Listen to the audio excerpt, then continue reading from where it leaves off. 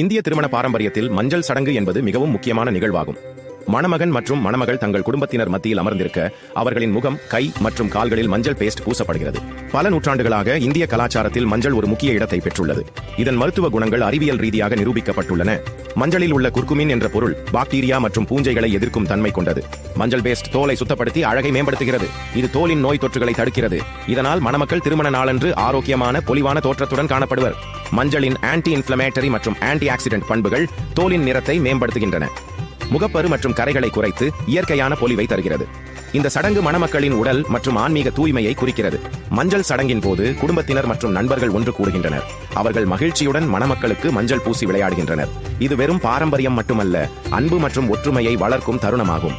மஞ்சள் சடங்கின் போது பாரம்பரிய பாடல்கள் பாடப்படுகின்றன. பெண்கள் கைத்தட்டி நடனமாடுகின்றனர். இந்த மகிழ்ச்சியான சூழல் திருமண விழாவின் முக்கிய நினைவுகளில் ஒன்றாக நிலைத்து நிற்கிறது. சடங்கு முடிந்த பின் மணமக்கள் மஞ்சள் பேஸ்டை கழுவி விடுகின்றனர்.